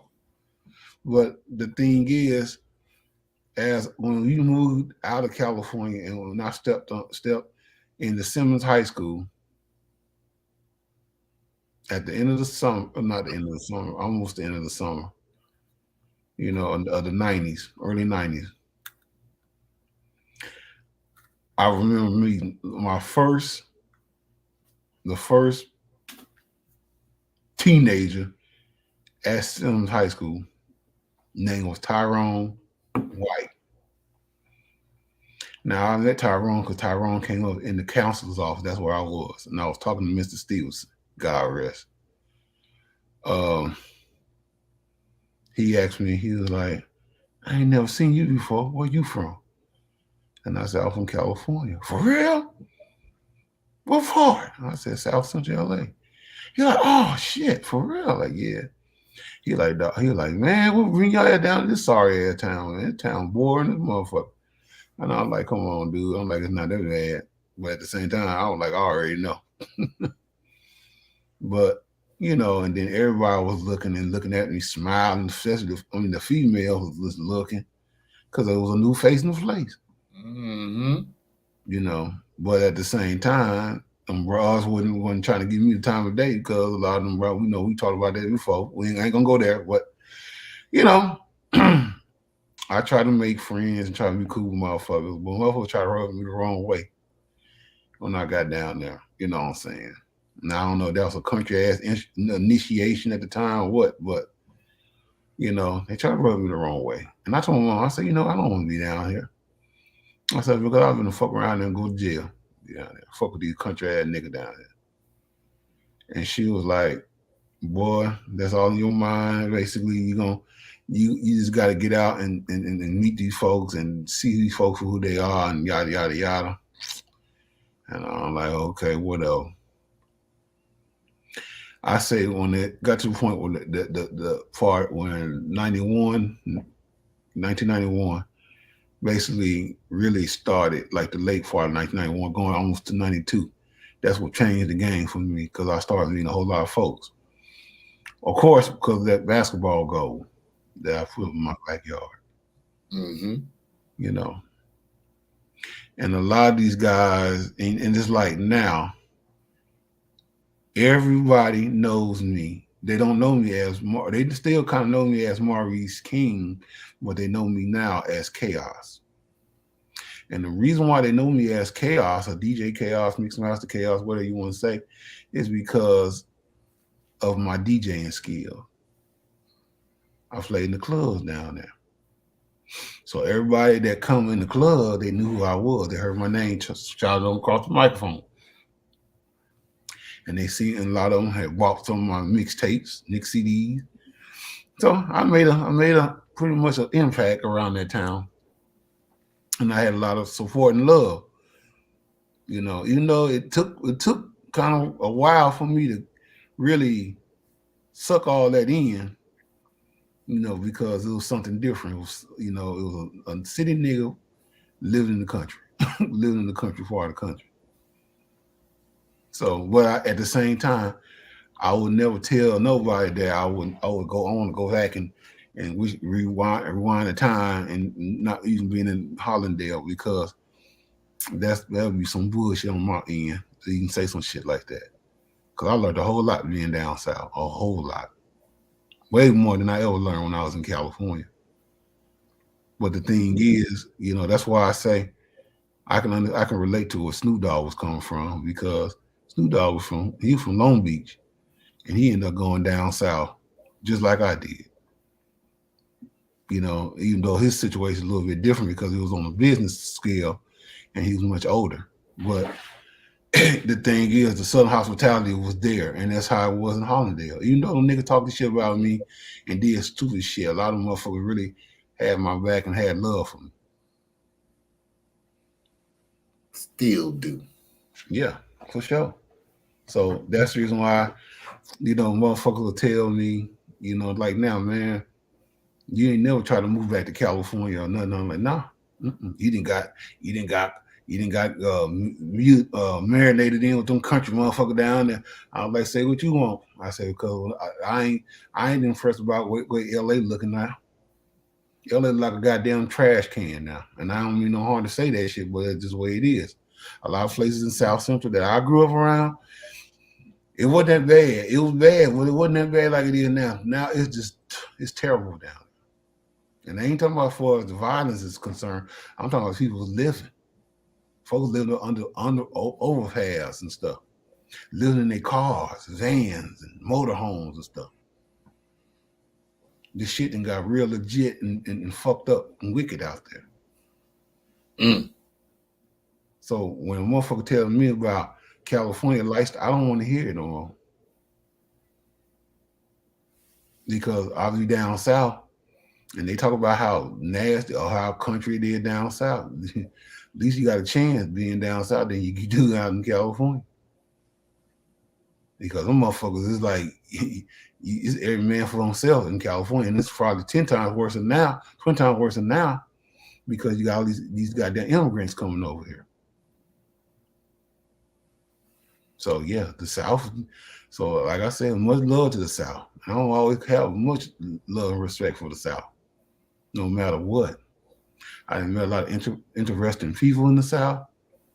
I made a child with a woman in the South. You know what I'm saying? I got my first job in the South. You know what I'm saying? I mean, learning how to be independent and basically stand on my 2 feet in the South. So the South has my utmost respect, regardless of what anybody say. And the one thing I'm obviously South Central LA to the day I die, because that's where I was born and raised at. But at the end of the day, I ain't gonna never forget about the South, no matter what. And that's just how I feel about it. So like I say, going back to Snoop Dogg had to realize his whole fuckery game with Death Row, because he was really hurt. And I can tell he was pissed how he was treated. Why he wanted to do that song in the studio with Master P called Fuck Suge Knight. And Master P said, no, we're not gonna start that.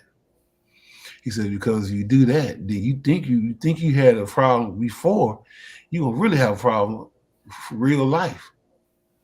Because you think that you're gonna just walk the streets and go to different places and not get dealt with. Because you gotta remember who Suge Knight is, bro. Regardless of Suge Knight behind bars, his homeboys ain't. That's what Master P was trying to get him to understand. Yeah, and that's the thing about it was I could tell you wasn't really thinking the time frame, because like, man, come on, you know what I'm saying, Snoop, you from out there, bro. And then the thing about you, not that you just from out there, you opposite side of what he man, they'll be itching to do it. Itching. At that time frame would have been itching. Big name, we can get the strut. Man, yeah. They've been all over it. They have been all over it. And I'm going to yield back. Well, that's the thing, because see, when you get emotionally involved in your mind, you tend to do stupid shit. And see, when Snoop Dogg, just imagine now, if Snoop Dogg would have did that on Fuck Suge Knights, it would have really started a firestorm with No Limit in the West Coast. Because it was with the South. It would have shifted to that. That's what it would have got pulled in. Yeah, because see, the thing is, they would have said, "Oh, Snoop Dogg went down south with them country ass niggas and trying to talk shit about Big Suge." You know what I'm saying? You know what I'm saying? I told you that nigga crab anyway. You know what I'm saying? Because he from Rolling Twin Crips and shit. And he'll crab. You know what I'm saying? They just gonna bring some gangbanging shit in there, and that ain't gonna do nothing to help the file that beat. You know what I'm saying? Get a standing ovation behind that. Because it was like, oh, here we go again. The niggas gonna kill each other again. It just so happened, P was like, no, we ain't gonna go there. We're not gonna go there. Because I see the future. I already see. As soon as you do that, bro, you bringing on bad conversations on yourself.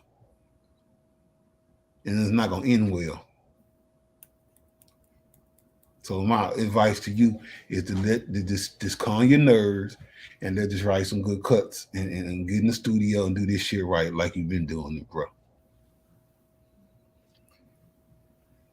And he followed suit, and look where Snoop Dogg is today. Straight like that. I have to say, you know what I'm saying, we at a stage now, you know what I'm saying, where it's prevalent all over the nation where, you know what I'm saying, you got the enemy, you know what I'm saying, your homeboys, they'll hop in your ears at this present state and they'll boost you up, you know what I'm saying, to do something stupid because everybody on that now. But see, still at this time frame, we were still wilding out, you know what I'm saying, somewhere as in a country style way of doing our wilding out. But the thing is, this environment down this way, Southern Hospitality, still is like in the morning, if we don't know you, we'll still say, you know what I'm saying, good morning. How you doing?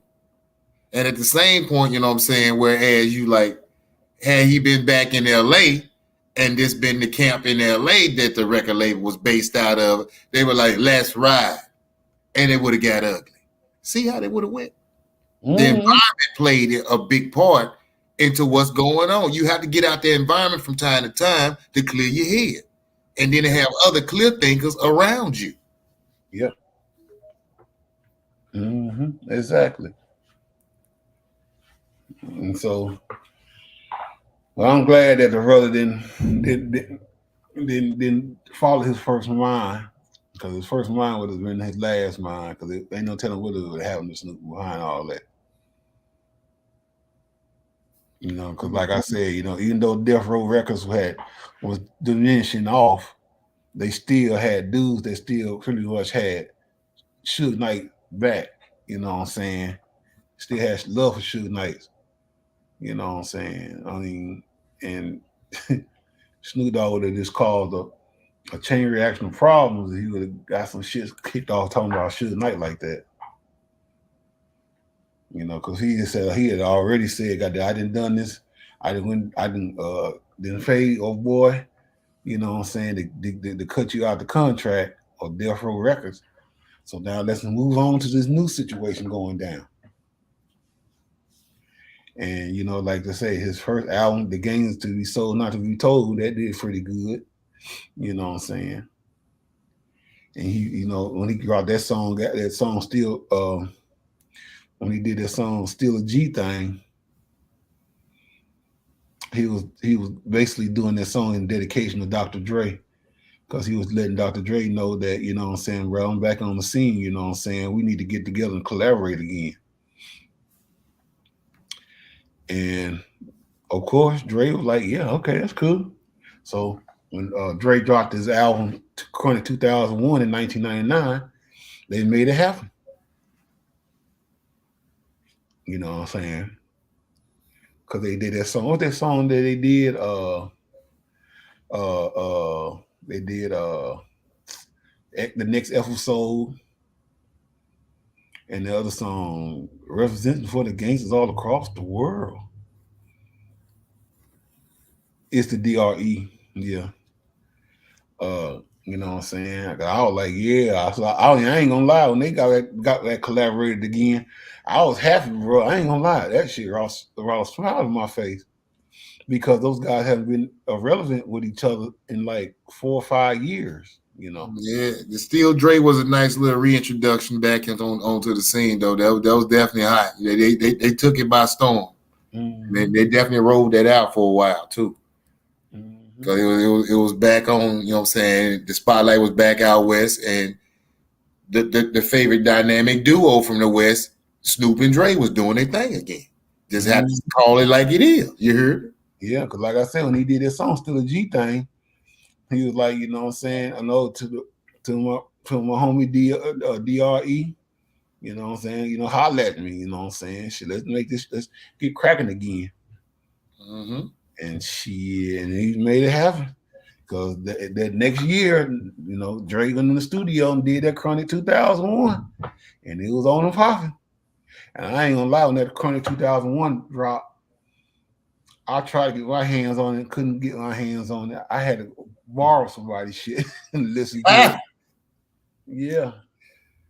That's crazy because that album dropped when I was out in LA, in Inglewood in 99, and that song Still Drake played so much on the radio, and then Next Episode was the next track that they kept playing on the radio out there.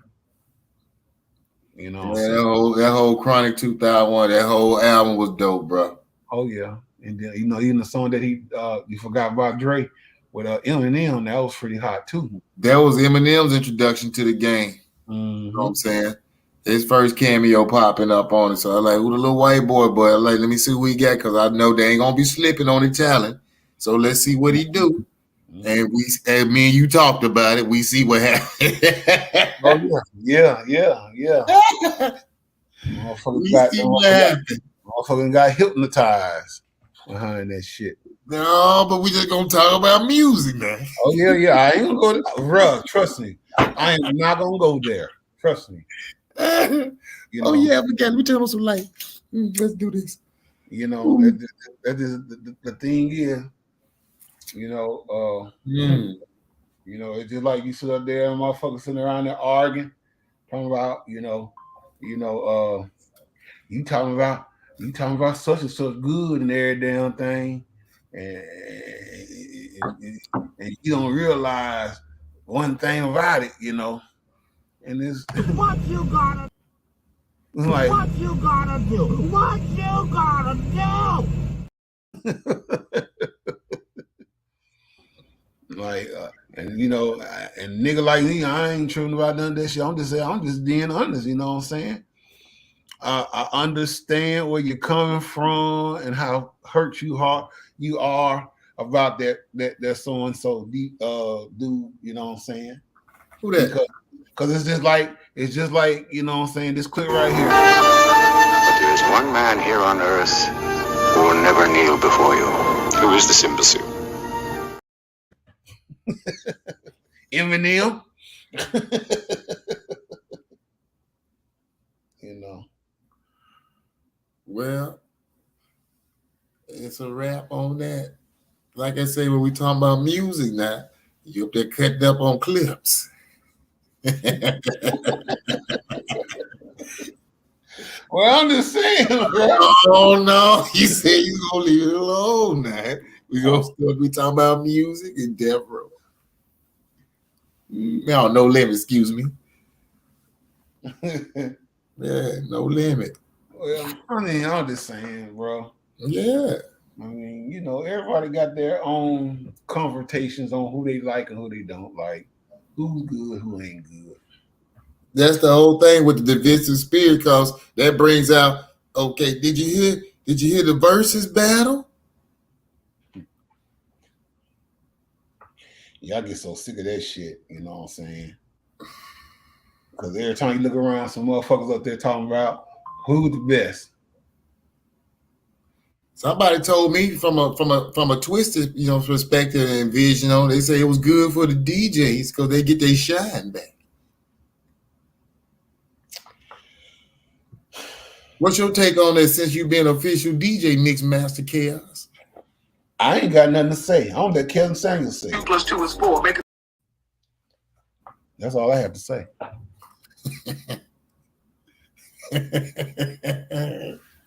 I never knew he said that.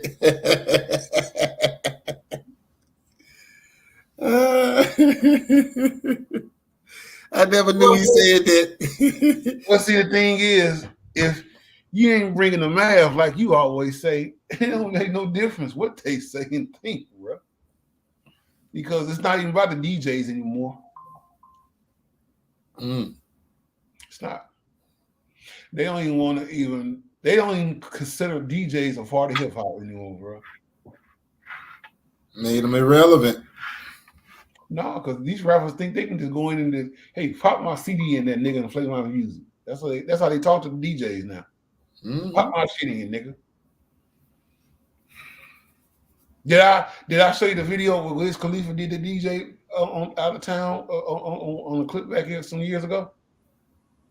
I heard about it. I would say did he shoved them or roughed them up or something? Let me see. I hope they don't flag us for this here because this ain't another little clip.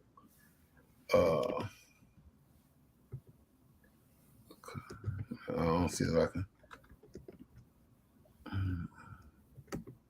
What you mean? YouTube them and Facebook, they flagging harder than the streets.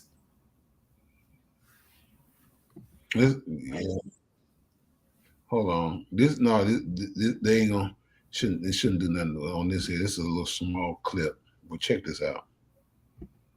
This is a total goddamn disrespect. But I understand because he's one of the new generation nigga.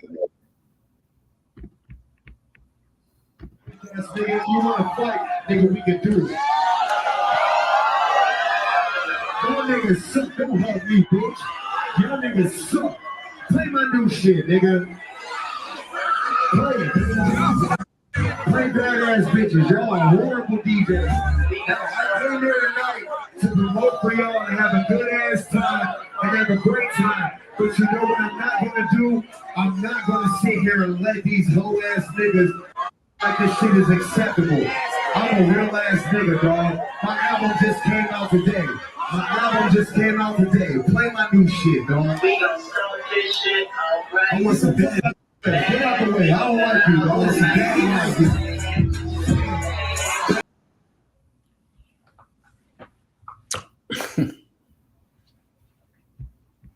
Well,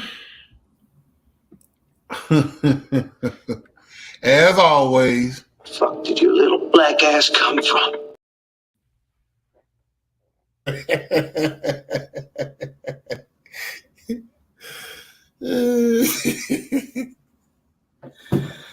And what happened?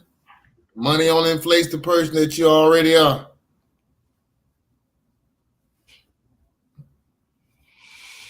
Well, I don't know. I heard somebody say that he's supposed to apologize to him. He was just mad because he get his track out, and I don't give a fuck what you want to get out, nigga. Fuck your track. Fuck your music. Fuck what? Yeah. I mean, tell them why you mad, Chaos. Tell them why you mad. Yeah. I ain't mad. I'm just saying like it is. You little young generation niggas need to go on and stop acting like little hoes. But I understand you got your mama's blood in you. Bitch raised, bitch made. But it looked like he would have tried to steal off on you, though, Chaos. No, he won't. He have a good chance of sin behind door number 2, literally. Fuck with me. You know what door number 2 is? The dookie hole.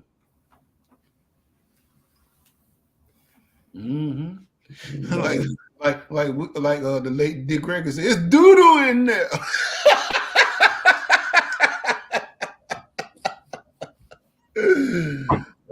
What he said? Huh? And what he said? You don't want to fuck with me. You don't want to fuck with me. What he said? Yeah, talking about. I mean, that was some bullshit. Ain't no damn that shit, man. He was mad, and I wasn't even there. You disrespecting him. I'm saying that's the thing about it. That's blatant disrespect in front of everybody. Shamed him. Like, They would get folks shot, man. Like, y'all some sorry ass DJs. I'm like, nigga. They would get folks shot. They should have left you on stage and you for your own shit.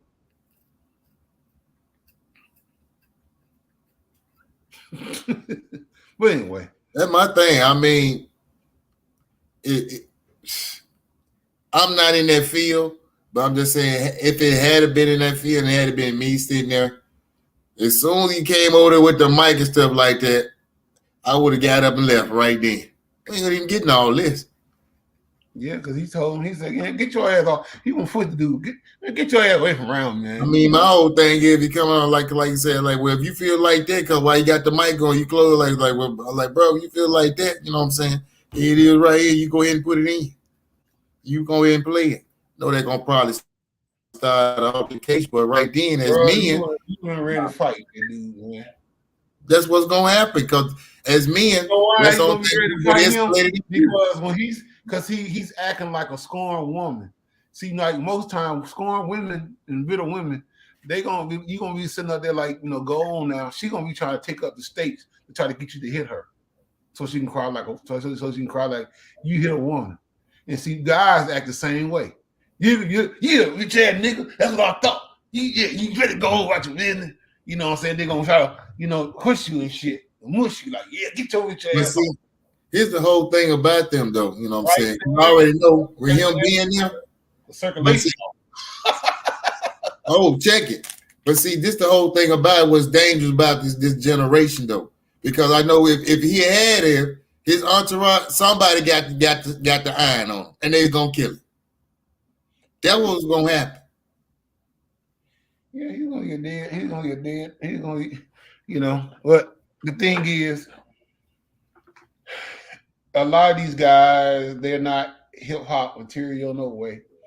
They're doing what the power that we want them to do, and that's create dumb shit ass music. And see, I understand where that brothers come from, because he don't know. He's just like the rest. He just out here just making noise like a little kid. You know how little kids, when little babies get, when they get a toy in their hand, they get to shaking it around. Yeah. That's all that nigga was doing. That's the thing, though. These young got dangerous weapons on them. As we seen, when seen one 8-year-old point blank range shoot his mama in the head, in the face, because, you know what I'm saying, she told him no about a gaming system that she wasn't gonna buy. He went on, killed her right while her cold body was laying there, went in the purse, grabbed the credit card, went on Amazon, ordered the game, went to grandma's house. Police comes knocking on the door 30, 40-something minutes later.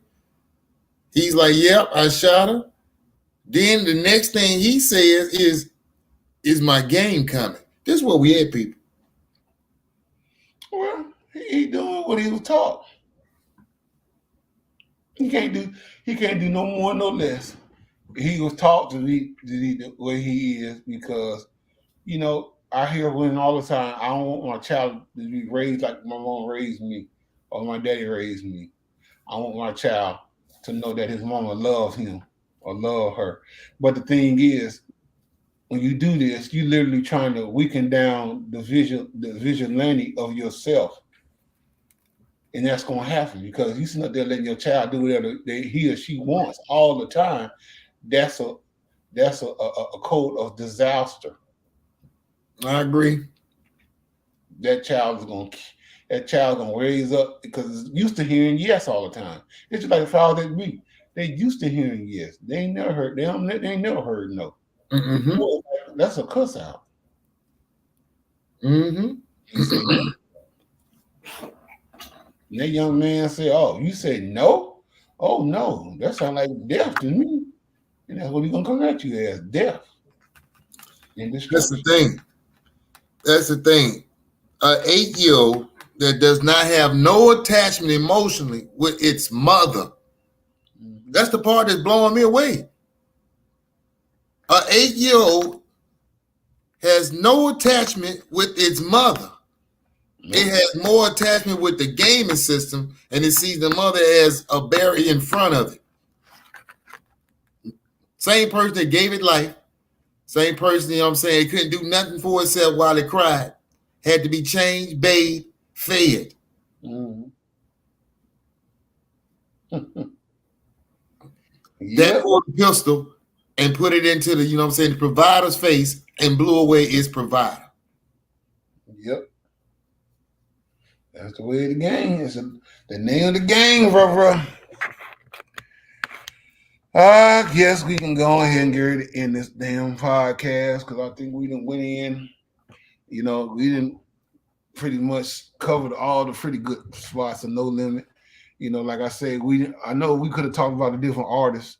You know, like Soulja Slim, he got gunned down in 2001.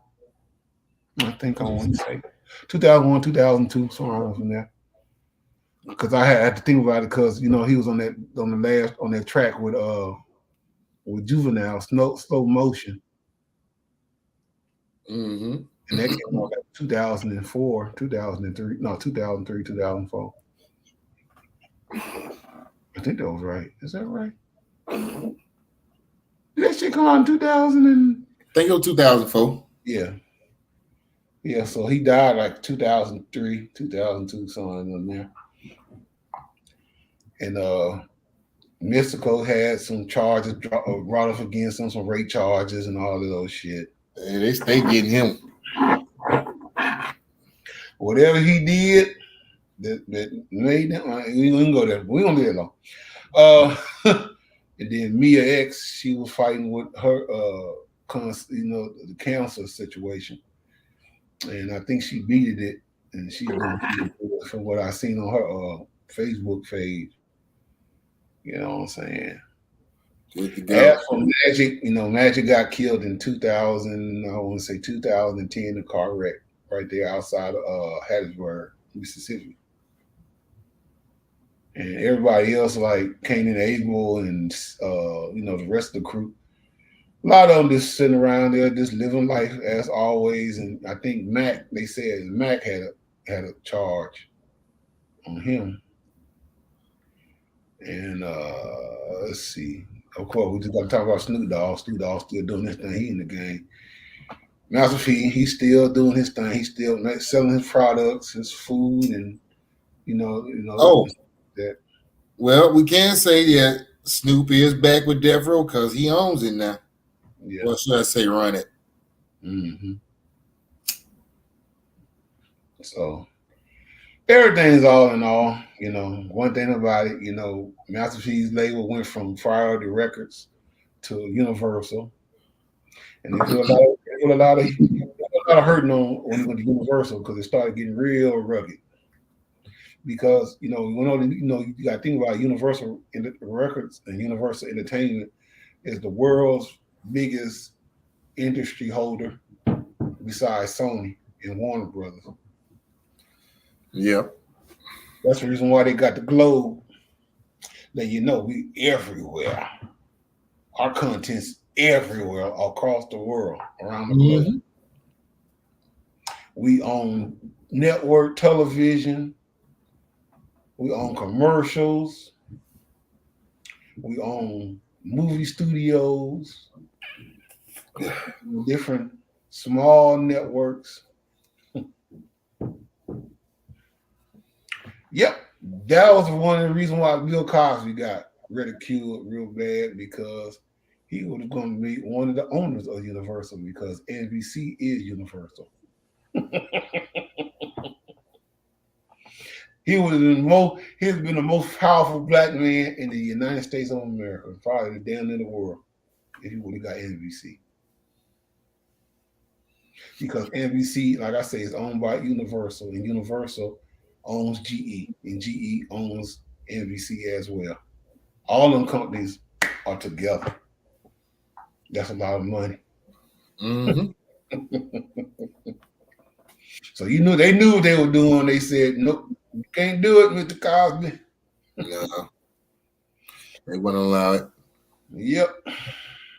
So, bro, you got anything you want to say before we go ahead and end this podcast? Keep your head on the swivel. Don't put it in the sand. Yeah, for sure. Yeah, because I like the saying I have always had up on the screen is use common sense and don't believe the hype, like Public Enemy say.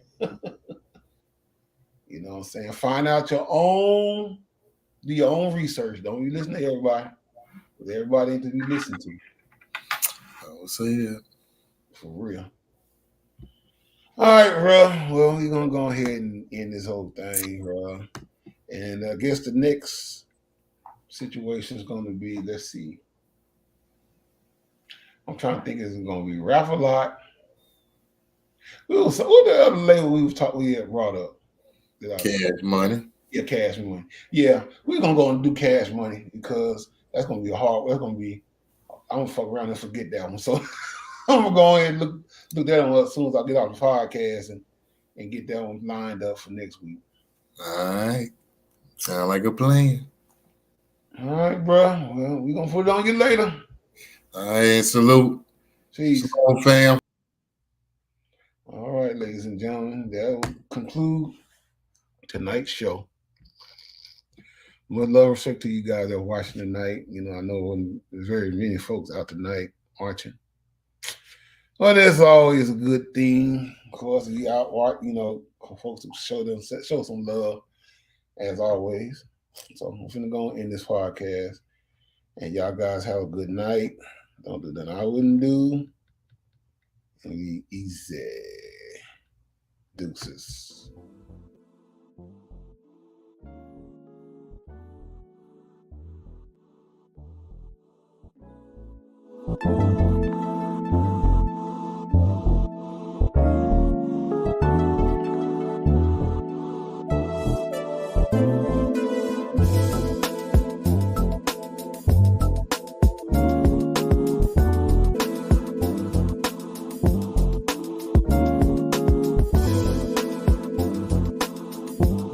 Nor can we let the government of America off, because the government of the United States of America has proved to be the worst enemy of black people. So now when it comes time for justice, this is not spoken out of hatred or out of bitterness, but reparations have to be given to black people, even as Jews receive reparations from the onslaught of Nazi Germany. And now the Japanese are going to receive reparations for what America did by putting them in concentration camps. What's wrong with the children of slaves? We are here poor, ragged, hungry, naked, and out of doors. Reparations is what we want, and everyone that had a part in our destruction will have a part in paying reparations. I'll be right back.